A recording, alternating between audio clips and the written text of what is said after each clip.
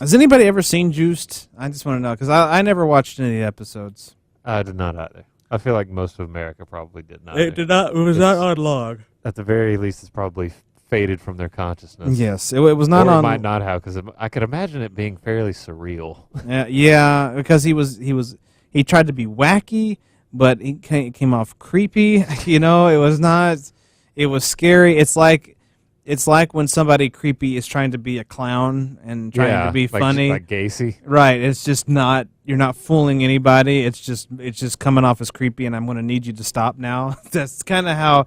It's kind of how it came off with OJ. Yeah, it's kind of how OJ came off in that show from the clips that I've seen. So, you know, that's his thing. But we were enjoying some great Chapelle show memories. Yeah, that's how we're spending our off times. Rick James. Yeah, if anybody is curious, the Rick James skit, they based the whole thing off of an interview that they did with Rick James. The interview itself is just as good, if not better, than the actual skit. Yeah, just listening to him talk, because he was clearly medicated on on some kind of drug, or he was high on a drug or something, and it was just that alone is just entertaining.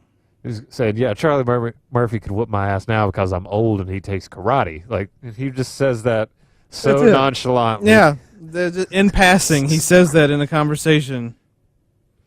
Oh, we miss you, Rick James. Yeah, we miss you, and Charlie Murphy. I wish that coincided with the 90s somehow. I know. Unfortunately, it was right after 2003 and 4. Unfortunately, it didn't fit. Oh well. But we miss Rick James and we miss Charlie Murphy. They're both gone. And Prince. They're all gone. I feel like Dave Chapelle is next. No, don't. I hope not. We will die. We will all die if Dave Chapelle dies. It's not. Let's just don't even joke. The world's coming to an end. Not really. I see. Not really. High-profile American celebrities are dying. That is it. There's it's sad to see. We see light on the horizon from all this. I'm telling you, there's light there's right at the end of this tunnel. Watch Paul McCartney die. Well, he's not American though, so. No, but that would suck. No, it would suck. That would be a blow for me. Okay, well, I'm honestly not a huge Beatles fan, but I got to see Paul McCartney at Monterey in 2013. Yeah. And if I had to pick a favorite Beatle, he would be it. Well, sure, yeah. So, I liked him. Because let's face it, John Lennon was a prick. He was, and George Harrison had some good songs, but he was not as near as famous. And then Ringo. He's still good. Ringo, he tries. Ringo's just great. Ringo tries, and that's all that matters. We love Ringo. I'm reminded of the Family Guy skit when it shows all the Beatles playing together, and Ringo walks in going, "Hey, I've got an idea for a song." And Paul takes it and goes, "We're going to put this right here." And right on the fridge. Yeah. That's beautiful, because that's really that's Ringo in a nutshell. Sorry, Ringo. I know you're listening. You love this show. You tune in every week, but watch Ringo Starr follow us on Twitter or block us on Twitter. One or the other. I don't know. It could be. I feel like the people who manage Ringo Starr's account are probably like the same people that manage the men's rights. Activist I don't think they're that bad. No, they just. I mean, in the sense they just hear the word men's rights, or they hear the word Ringo Starr, and they decide to follow us because they have so little buzz. They have to sort of propagate their name in the media landscape somehow. Right. Even if it's in a negative way. Right. This wasn't necessarily in a negative way, though. No. Just, well, sort of. But it's all right. We love you, Ringo. And did we talk about War of the Planet of the Apes on the air? Yeah, we did. On the air or off the air? Oh, we did it off the air. Never mind. I went to go see that after, because on last week's show I raved about Spider-Man Homecoming, which I still suggest is the best Spider-Man adaptation thus far. Granted, Spider-Man 2, you speak of Spider-Man 2, and I agree with Spider-Man 2, that Spider-Man 2 was the best of that franchise and was the best Spider-Man movie up till now, and I think it either ties or comes in a close second to Homecoming, I'm telling you. Because, again, I have to say, I just think Marvel gets it now. They understand what we need in a Spider-Man. We need Tony Stark. I guess. Giving him a suit and a chunky friend who's very funny and has a nice hat. That hat really did it for Dad. Yeah, that's what we need in a Spider-Man film. We don't need Harry Osborn. We don't need Uncle Ben. We don't need Mary Jane, even though she shows up at the end of the movie. But we don't need all that teen drama. We don't none of that. We don't need any of that. None of that. Yeah, whatever. We don't need the teeny bopper crap. Just give us a new Avenger. That's all we're looking for here. And then War for the Planet of the Apes. If you're not familiar, if you're not seen the other movies, I would go see them first. If you're interested in it at all, watch Rise of the Planet of the Apes, War or Dawn of the Planet, and then go see War for the Planet. It's actually it's a really, really good film. Really, really well done. Not too schlocky, and there's monkeys, and that's really all you need. Andy Serkis is a freaking genius. He's a savant.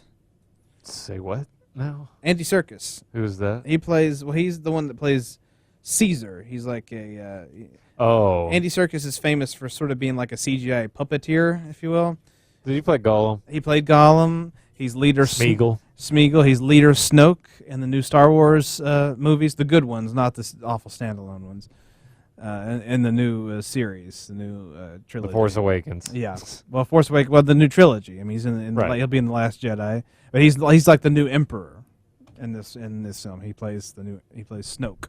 Kylo Ren's boss. New theory came out on the whole Han Solo Kylo Ren thing. That Han Solo was the one that pushed the button on the lightsaber that killed him.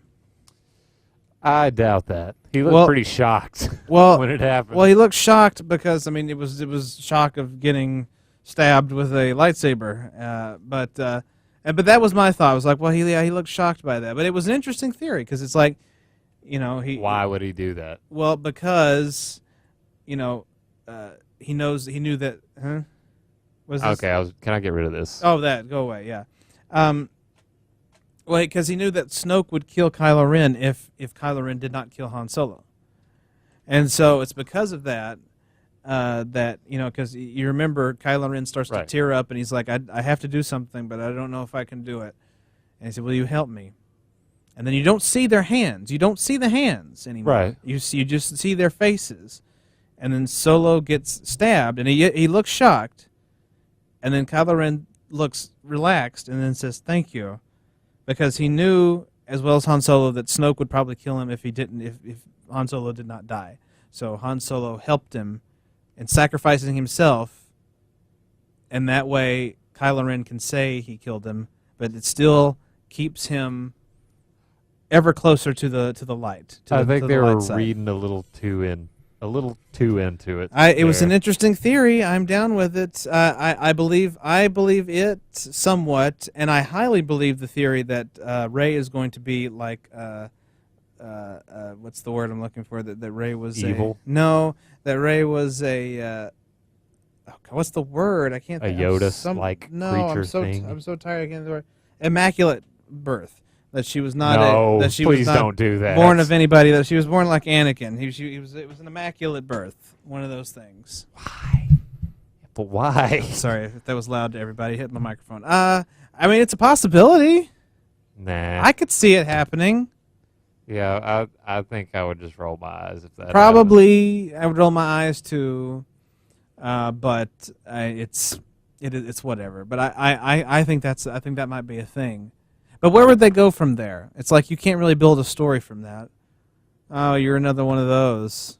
All right, then. Well, we'll see you in the next trilogy when you become Darth Vadina or whatever. You're Vadina? That's the female version of Vader. I don't know. I'm saying, Should we go to break? We don't have much time left at all.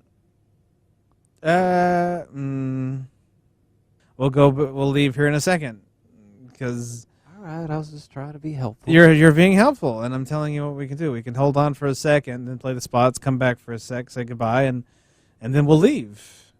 Okay. All right. But I'm telling you, Rey is going to be an immaculate conception. I hope not. I'm telling you that's what it's going to be.